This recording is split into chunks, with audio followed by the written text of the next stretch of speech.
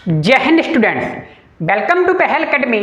आज हम बात करने वाले हैं क्लास 8 की एक्सरसाइज 9 मेंसुरेशन के बारे में।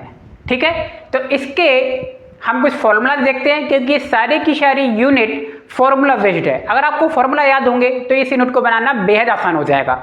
ठीक है, इसमें सारे एरियाज के फॉर्मूला हमें देखने हैं और इसमें हमें 3 डायमेंशनल जो शेप होते हैं उनके फॉर्मूला देखने हैं, जिसके अंदर क्यूब, क्यूबॉइड एंड सिलेंडर आता है। ठीक है, तो आइए इस वीडियो में हम सारे फॉर्मूला देखते हैं यूनिट 9 के। तो देखिए, पहला फॉर्मूला क्या लिखा हुआ है, एरिया ऑफ ट्रेपेजियम क्या होता है 1/2 multiply a plus b multiply h।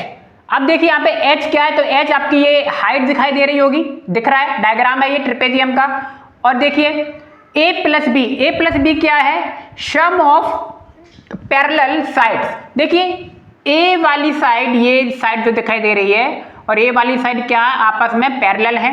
ठीक है, तो इनका सम, तो एरिया ऑफ ट्रेपेजियम क्या होता है 1/2 सम ऑफ पैरेलल साइड, यानी कि a plus b multiply h। Clear, तो ये ट्रेपेजियम का फॉर्मूला है। ध्यान रखना है a और b ये पैरेलल साइड है, ध्यान रखना ये पैरेलल नहीं है। क्योंकि ये पैरेलल क्यों नहीं है, क्योंकि आगे जाके क्या हो जाएंगे, अगर आप इन्हें बढ़ाएंगे तो ये आगे जाके मिल जाएंगी, इसलिए ये वाली साइड जो आपको दिखाई दे रही है ये पैरेलल नहीं है। Okay, area of general quadrilateral.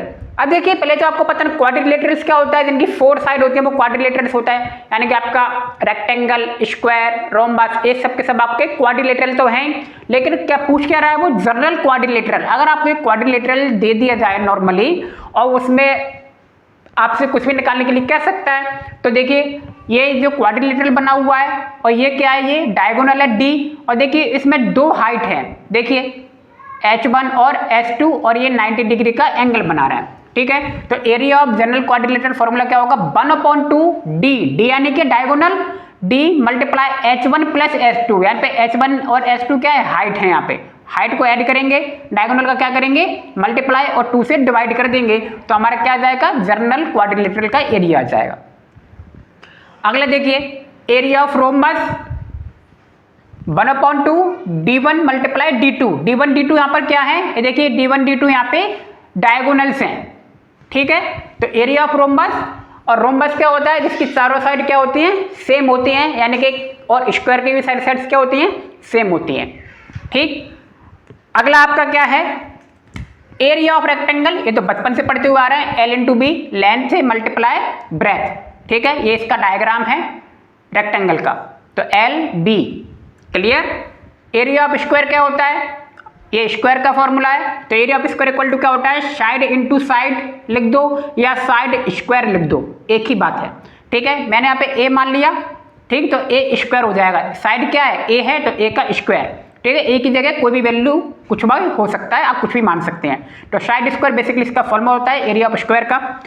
Clear, area of triangle क्या होता है भैया, एरिया ऑफ ट्राइंगल, देखिए ये ट्राइंगल है तो 1/2 b इंटू एच। बी क्या है यहाँ पे बेस है और h क्या है हाइट है, देखिए 90 डिग्री का एंगल बन रहा है तो हाइट हो गया ये। ठीक है, तो area of triangle 1/2 b into H. अगला area of parallelogram, area of parallelogram क्या होता है b इंटू एच। आप देख रहे हैं डायग्राम, ये पैरेललोग्राम बना हुआ है और b बेस है, h हाइट है, तो b into H area of parallelogram है। एरिया ऑफ सर्कल क्या होता है भैया, तो आपको पता ही है पाई आर स्क्वायर। आर क्या होता है यहाँ पे रेडियस होता है। ठीक, तो area of circle pi r square होता है। तो ये तो कुछ देखिए आपकी ये बेसिक एरियाज के फॉर्मूलाज थे जो आपको पता होना चाहिए, क्योंकि इन फॉर्मूले की जरूरत हमें पड़ेगी जब हम सवालों को सॉल्व करेंगे। ठीक है, अब आइए हम 3D शेप्स या 3 डायगोनल्स या जिन्हें सॉलिड शेप्स कहते हैं उनके फॉर्मूलाज को देखते हैं और उन्हें समझते हैं।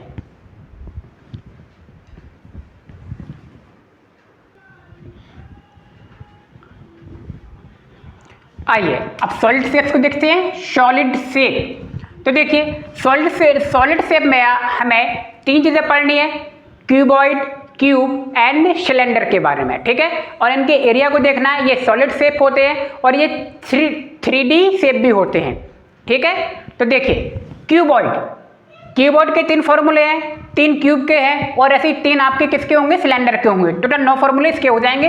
तो देखिए क्यूबॉइड के बारे में जानते हैं। Total surface area of cuboid क्या होता है, 2 इंटू एल बी यानी कि length into breadth plus breadth into height plus length into height, सबका आप हम क्या करेंगे, पहले देखिए ब्रेथ और लेंथ का मल्टीप्लाई होगा, ठीक है, फिर ब्रेथ का हाइट में कर देंगे और लेंथ का हाइट में कर देंगे, ठीक है। तो आपका ये आ जाएगा total surface area of cuboid. अगला है lateral surface area of cuboid. देखिए ये टोटल सरफेस था, टोटल यानी कि पूरा सरफेस का एरिया, ठीक, और ये आ जाएगा lateral surface of cuboid 2HL plus B, L और B clear, 2H bracket L plus B, ये आपका आ गया है lateral surface of cuboid. Volume of cuboid L into B into H, ये आप ध्यान रखें, ठीक। अगला है क्यूब, और देखिए ये जो डायग्राम बना हुआ है ये क्यूबॉइड का डायग्राम है। किसका डायग्राम है ये, क्यूबॉइड, ठीक है, रेक्टेंगल शेप में होता है, ठीक, और क्यूब क्या होता है आपका, स्क्वायर के शेप में होता है। अब देखिए क्यूब के बारे में, total surface area of cube 6 into side का स्क्वायर। 6 कितनी फेजेस होती है, क्योंकि 6 फेज होती है, टोटल फेजेस कितनी होती है 6, और 6 मल्टीप्लाई साइड का स्क्वायर आपका टोटल सरफेस एरिया हो जाएगा। Lateral surface area, lateral surface area कितना होता है 4 इंटू साइड का स्क्वायर, 4 इंटू साइड का स्क्वायर, क्लियर।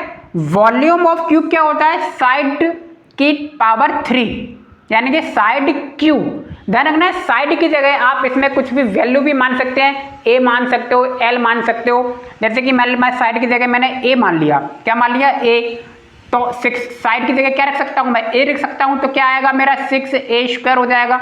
साइड की जगह मैंने क्या माना ए, तो ये क्या हो जाएगा 4A² हो जाएगा। इसका फॉर्मूला क्या बन जाएगा, A³ बन जाएगा, ठीक है। तो आप ए की जगह कुछ भी मान सकते हैं, तो इस तरीके से आप फॉर्मूले को लिख सकते हैं। यहाँ पे ए क्या है, साइड है आपकी, ठीक है। तो ये क्यूब के कुछ फॉर्मूलेज हो गए, तो आइए सिलेंडर के फॉर्मूलेज को और देखते हैं।